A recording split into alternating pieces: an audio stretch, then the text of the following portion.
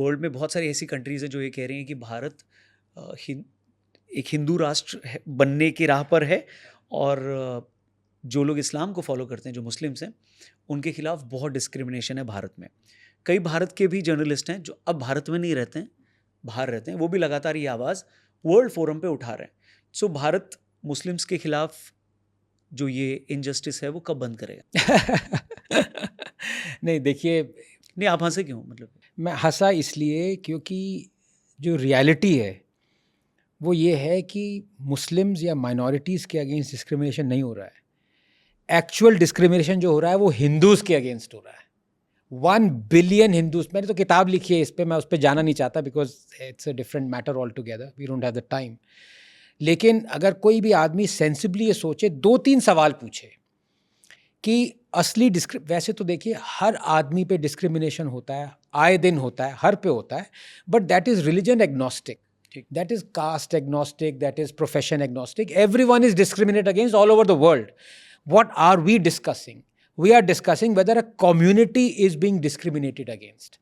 And if at all any community is being discriminated against in India, constitutionally, legally, socially, educationally, it is the Hindus. मैं आपको कितने proof दूं इस बारे में? लेकिन नैरेटिव और एजेंडा इतना ज़्यादा विशियस और जहर की तरह फैला हुआ है पिछले 11 साल में कि लोग एकदम, इस बाहर के लोगों को तो छोड़िए, इंडियंस आर कन्विंस्ड कि एक्चुअली हिंदूज़ के अगेंस्ट डिस्क्रिमिनेशन हो ही नहीं रहा है। And because this government, the BJP government, is not acting to remove that discrimination, they are even more convinced कि हाँ भाई डिस्क्रिमिनेशन होगा ही नहीं क्योंकि तो रिमूव ही नहीं हो रहा है। पर मैं आपको 2-3 ऐसे एग्जाम्पल दूंगा। अभी वक्फ एक्ट चला, एनीवे अब डोमेस्टिक मैटर्स पे आ गए। Waqf act was a draconian act, आपने उसको अमेंड किया। मैं इस नतीजे पे आ गया, मैं तो कह रहा था एब्रोगेट करना चाहिए एक्ट, बिकॉज ऐसा कोई इक्विवेलेंट एक्ट किसी और कम्युनिटी के पास नहीं है। आपकी कोई भी प्रॉपर्टी डिस्प्यूट होती है, आप सबसे पहले कहाँ जाते हैं? आप कोर्ट जाते हैं। लेकिन यहाँ पे आपकी प्रॉपर्टी पे कब्जा कर लिया, आप कोर्ट नहीं जा सकते, आपको पहले वक्फ ट्रिब्यूनल में आना पड़ेगा। अब मैंने उसका इक्विवेलेंट दिया। मान लीजिए एक वक्फ एक्ट का इक्विवेलेंट सनातन एक्ट हो, ठीक है, बिल्कुल वही क्लॉजेज हो जो वक्फ एक्ट में है, और कोई हिंदू बोर्ड, जैसे वक्फ बोर्ड है, कोई हिंदू बोर्ड, कोई हिंदू एंटिटी कहे कि जामा मस्जिद सनातनी है। आफ्टर ऑल सारा लैंड ही सनातनी है तो जितनी भी मस्जिदें हैं, दरगाहें हैं इंडिया में, वो सारी सनातन लैंड पे। कोई क्लेम कर ले, अब मुस्लिम या जामा मस्जिद का शाही इमाम कहे अरे ये तो लाहौल विलाकुवत, इतनी गलत बात कर रहे हो, हम तो प्रोटेस्ट करेंगे, हम कहाँ जाएंगे? कोर्ट जाएंगे ना वो। लेकिन अगर सनातन एक्ट है, वो कोर्ट नहीं जा सकते, उनको सनातन ट्रिब्यूनल पे आना पड़ेगा। उनको अच्छा लगेगा ये? What is the natural recourse for justice is to approach the court. तो मेरा वक्फ बोर्ड से कोई वो नहीं था, डिसएग्रीमेंट नहीं था। हजारों बोर्ड हो, NGOs होती हैं, चैरिटी होती हैं, हर बोर्ड होते हैं, हो भाई, वक्फ एक्ट से था, because that is weaponising the board, that is having the tribunal, that is having the judiciary, legislature, executive working for it. वो गलत था। अगर आप उसको हटाने की क्षमता नहीं रखते तो हिंदूज को भी वो ऐसा इक्विवेलेंट एक्ट दीजिए, 24 घंटे में सब लोग लाइन पे आ जाएंगे। बोर्ड से मेरा क्या लेने देना यार? आप 1000 board, there is a Shia board, there is a Sunni board, there can be hundreds of boards, you try and claim whatever you want to. अब 1500 साल पुराना टेम्पल क्लेम कर लिया, मतलब Islam is only 1300 years old. आप कह रहे हैं कि इस्लामिक लैंड पे 1500 साल पुराना वाला टेम्पल है। आपको जो कहना आप कहो।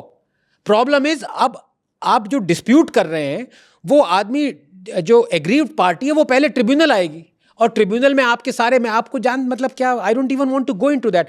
Point is there is a discrimination. Now either you remove it or you arm the party that was being discriminated against with that discrimination. For example, why are you only controlling Hindu temples? There is a discrimination. या तो वो हटाओ, mask को control करो, churches को। अगर वो नहीं कर सकते तो फिर वही चीज आप मॉस्क के लिए करो और चर्चेस के लिए करो जो आप हिंदू टेम्पल्स के लिए करते हो, ठीक है।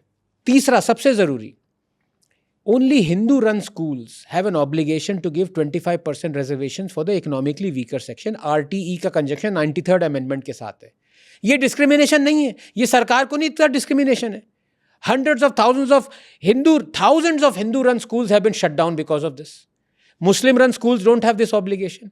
Christian run. So either you remove this obligation from Hindu run schools or you bring under the umbrella Muslim and Christian run schools. ये लोगों को समझ में क्यों नहीं आ रहा है? ये Hindus have never asked for appeasement. पर ये कह रहे हैं भैया अपीजमेंट तो दूर की बात है, डिस्क्रिमिनेशन तो हटा दो भाई. एंड आई से दिस अगेंस्ट, देखो मेरा काम नहीं है कि मैं सर्टिफिकेट दूं लोगों को कि हिंदू कौन है हिंदू नहीं है. मैं क्यों दूं यार?